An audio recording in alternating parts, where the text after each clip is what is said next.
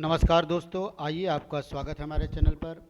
आइए पहला क्वेश्चन हम लोग करते हैं। आज हम लोग घनमूल की प्रैक्टिस सेट कर रहे हैं, आपको पता है। और आइए आज कुछ घनमूल के क्वेश्चन लिए हैं। तो पहला क्वेश्चन देखा जाए। दिया है कि 1323 को किस छोटी से छोटी संख्या से गुणा किया जाए ताकि यह पूर्ण घन बन जाए। तो सबसे पहले तो हम लोग 1323 का हम लोग गुणनखंड कर लेते हैं। जैसे 1323, तो सबसे पहले इसका गुणनखंड कर लिया जाए। तो सबसे पहले 3 से काटा जाए। 3 चौक के 12, 3 चौक के 12 और 3 एकम 3। फिर 3 से काटते हैं। 3 एकम 3, 3 चौक के 12 और 3 साते 21। फिर 3 से कैंसिल होगा। 3 चौक के 12 और 3 नवा 27। फिर 7 से कैंसिल होगा। 7 सत्ते 49, फिर 7। आप जानते हैं कोई भी संख्या घनमूल तब होता है जब हम लोग 3 का पेयर बना लेते हैं। तो यहाँ 3 का तो पेयर बन जा रहा है 3 बार में, लेकिन 7 यहाँ 2 बार है। तो अगर एक बार 7 से और हम लोग इस नंबर को मल्टीप्लाई कर दें तो ये 7 का 3 बार एक पेयर बन जाएगा। तब ये नंबर एक पूर्ण घन संख्या बन जाएगी। इसका मतलब हमको किस संख्या से गुणा करना पड़ेगा? 7 से। तो ऑप्शन डी हमारा बिल्कुल सही होगा। आइए अगला क्वेश्चन देखते हैं, क्वेश्चन नंबर 2। आइए दोस्तों क्वेश्चन नंबर 2 देखते हैं। दिया कि 27 दशमलव स्थाने वाले संख्या के घनमूल में दशमलव के स्थानों की संख्या क्या होगी।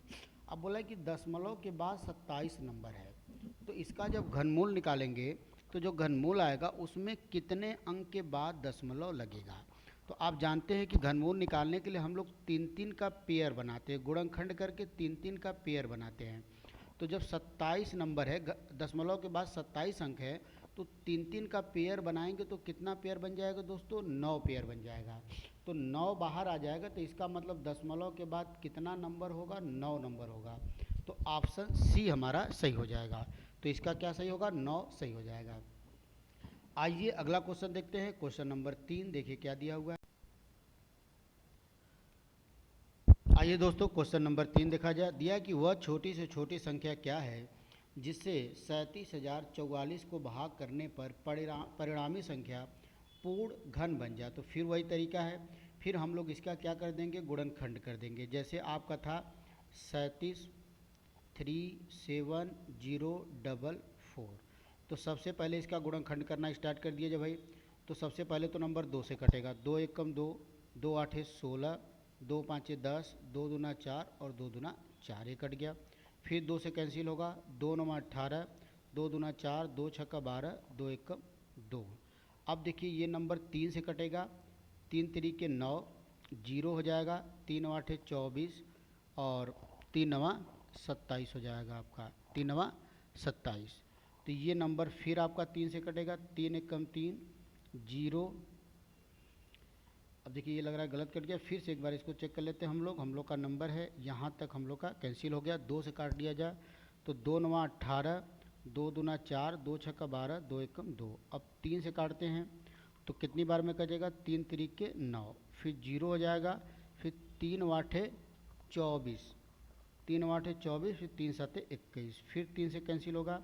3 एकम 3, जीरो। 3 दूना 6, 3 नवा 27, फिर 3 से कैंसिल हो जाएगा। तो 3 तरीके 9, 3 चौके 12, 3 तरीके 9। आप जानते हैं कि ये आपका 7 का क्यों होता है। तो 7 से कटेगा तो 7 चौके 28, 7 सत्ते 49, फिर 7 से कटेगा, 7 सत्ते 49, फिर लास्ट में 7 से कटेगा। तो अब देखिए घनमूल होने के लिए 3 का हम लोग पेयर बनाते हैं। तो 3 का तो 3 बार पेयर बन जाएगा और 7 का भी 3 बार पेयर बन जाएगा, लेकिन इसमें 2 केवल 2 बार है। तो अगर एक बार और मल्टीप्लाई कर दिया 2 से तो 2 का भी 3 का पेयर बन जाएगा। तो ये नंबर परफेक्ट क्यूब मतलब पूर्ण घन हमारा हो जाएगा। तो किस नंबर से गुणा करना पड़ेगा? 2 से। तो कौन सा ऑप्शन सही होगा? पहला ऑप्शन इसका सही होगा। पहले ऑप्शन में 2 दिया है। आइए अगला क्वेश्चन देखते हैं, क्वेश्चन नंबर 4। क्वेश्चन नंबर 4 देखिए क्या दिया हुआ दोस्तों। दिया है कि कम से कम कौन सी संख्या से 16,01,65,375 को गुणा किया जाए ताकि यह संख्या पूर्ण घन बन जाए। तो फिर वही काम भाई, 1,65,000 देख लेते हैं। फिर से इसका घन कर देते हैं। दिया है कि 1,165,165, फिर उसके बाद 3,7,5, इसका हम लोग कर देते हैं गुणनखंड। तो आप देख रहे हैं कि सबसे पहले तो भाई 5 से कटेगा, 5 त्याई 15, 5 ते 15, 5 सते 35 और 5 पचे 25। फिर 5 से कट जाएगा, 5 छक्का 30, 5 सते 35, 5 पचे 25। फिर 5 से कट जाएगा, 5 एकम 5, 5 ते 15, 5 पचे 25। फिर 5 से कैंसिल होगा, 5 दूना के 10, 5 सते 35।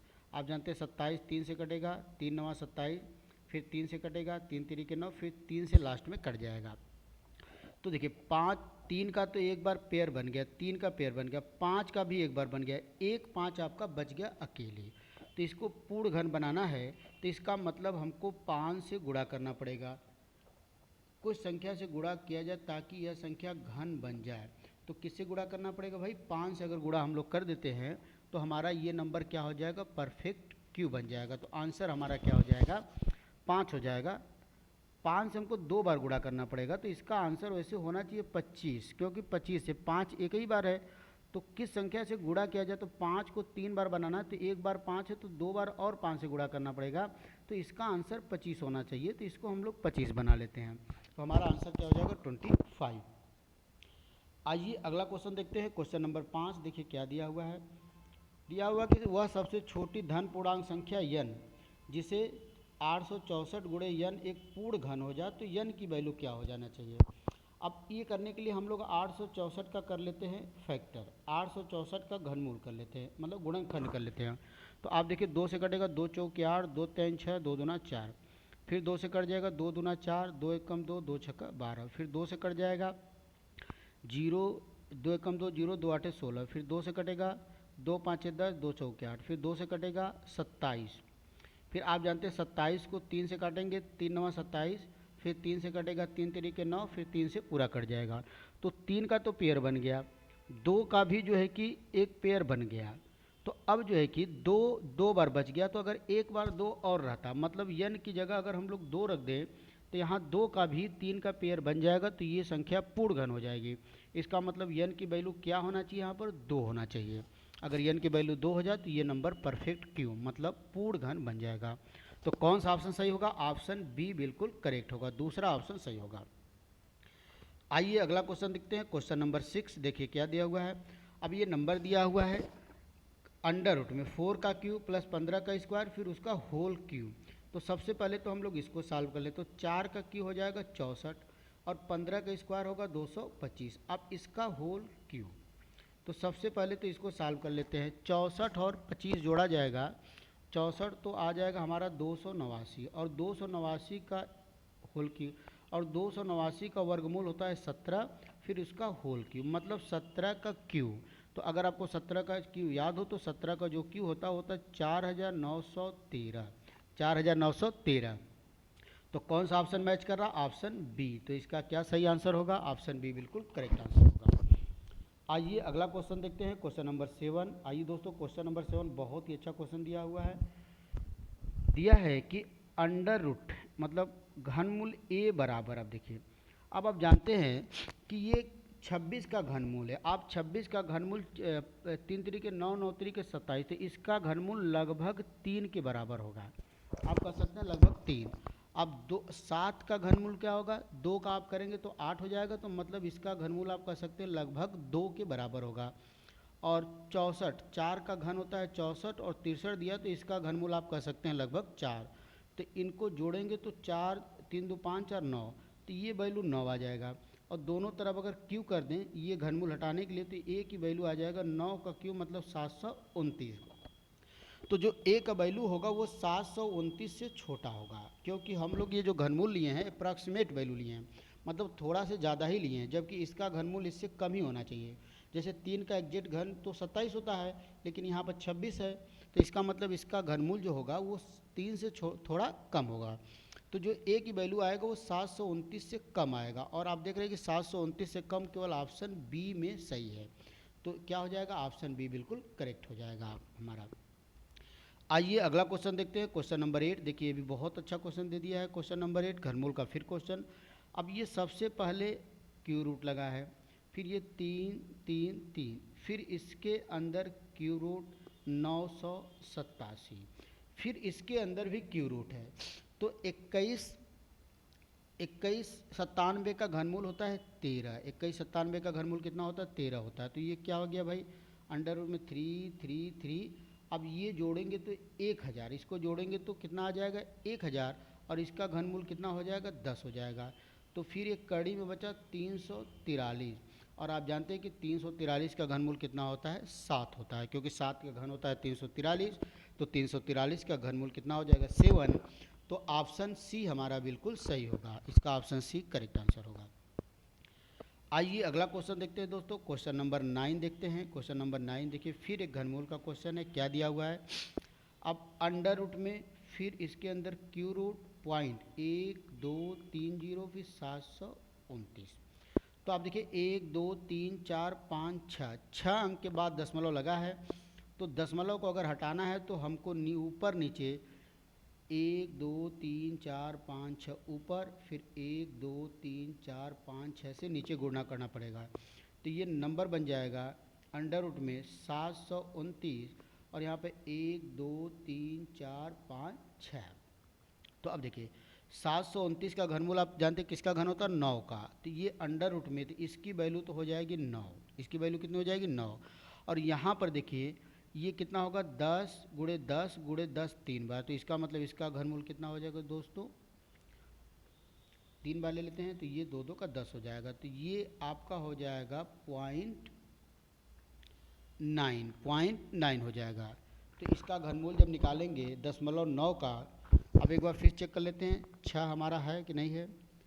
तो अब जो है कि 0.9 का हमको क्या निकालना है वर्गमूल निकालना है, तो 0.9 का वर्गमूल क्या हो जाएगा। अब देखिए 0.9 का हो जाएगा 0.3 होगा कि 0.3 होगा कि 0.9 होगा। तो दशमलव, अब देखिए यहाँ पर लग रहा है कि कुछ हम लोग गलत कर दिए हैं, कितने अंक के बाद दशमलव लगा, फिर चेक कर लेते 1 2 3 4 5 6। तो 1 2 3 4 5 6 सही है। तो 2 2 का जब पेयर बनाएंगे हम लोग, तो यहाँ पर 100 नीचे 100 बचेगा, तो ये 0.09 हो जाएगा, और 0.09 का घन होगा 0.3। तो बी ऑप्शन हमारा बिल्कुल सही होगा, option B is correct answer. आइए अगला क्वेश्चन देखते हैं, क्वेश्चन नंबर 10 और आखिरी क्वेश्चन। ये भी बहुत अच्छा कैलकुलेशन इसमें भी दिया हुआ है।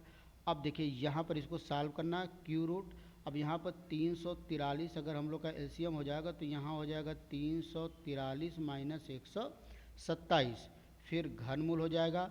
अब 343 में से 127 अब घटाएंगे 216 और 343। अब 216 का घनमूल होता है 6 और 343 का घनमूल होता है 7। तो अब देखिए कोई भी आंसर 6/7 नहीं है, लेकिन जो बी ऑप्शन है इसको अगर हम लोग सॉल्व कर दें, 7 एलसीएम ले लेंगे तो 7 माइनस 1 ये भी बन जाएगा 6/7। तो ये जो बी ऑप्शन है यही हमारा करेक्ट होगा, क्योंकि इसको दूसरे फॉर्म में दे दिया है। इसकी वैल्यू भी कितनी आ जाएगी 6/7 आ जाएगी, और हमारा आंसर भी कितना आया है 6/7। तो आंसर बी करेक्ट हो जाएगा। तो ये 10 क्वेश्चन का प्रैक्टिस सेट रहा घनमूल से। जैसा कि मैंने वर्गमूल और घनमूल का आपको ट्रिक भी बता दिया है, वर्गमूल कैसे निकालते हैं, घनमूल कैसे निकालते हैं, घन कैसे निकालते हैं, वर्ग कैसे निकालते हैं, फिर उस पर हम लोग प्रैक्टिस सेट कर रहे हैं। तो उम्मीद है कि आपको ये प्रैक्टिस सेट पसंद आया होगा। तो अगली मैं प्रैक्टिस सेट लेकर आऊँगा आपके लिए, तब तक के लिए नमस्कार, धन्यवाद।